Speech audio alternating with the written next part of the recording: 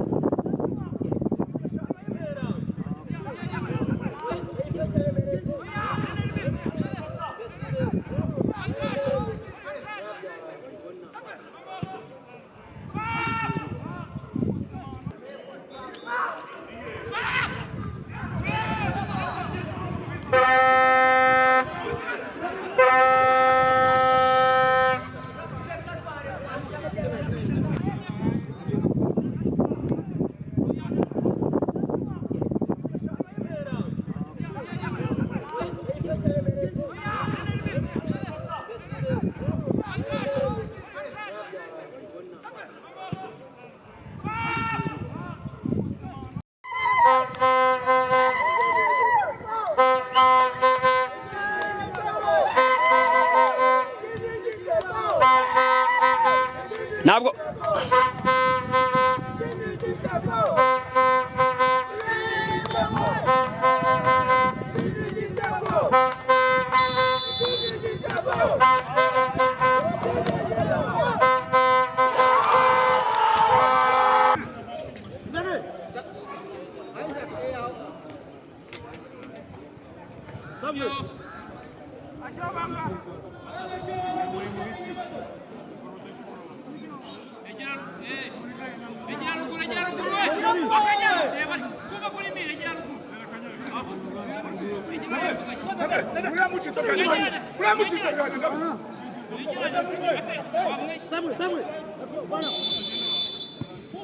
Isomo kirangiye badutsindiye 4-3 hari amakosa menshi cyane ni kureba ukuntu wenda bayakosora ariko kuri njyewe umaze imyaka igeze muri 6 ndimo kurera abana birabashimisha kubona ko bamwe barakura neza.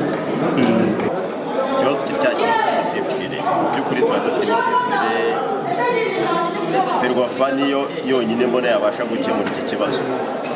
Ibintu byo kumva ngo umusifuzi ni nk'Imana agakora ibintu abantu bagashora ibintu umusifuzi agahinduka nk'Imana mu kibuga agakora amakosa agaragara rimwe na rimwe ntanayabazwe kizahora ari ikibazo, ariko buri muntu akoze ikosa agahanwa ubutaha agerageza kwikosora. Ikibazo rero dufite cyane cyane cyishe football yacu y'u Rwanda ikintu cyitwa imisifurire.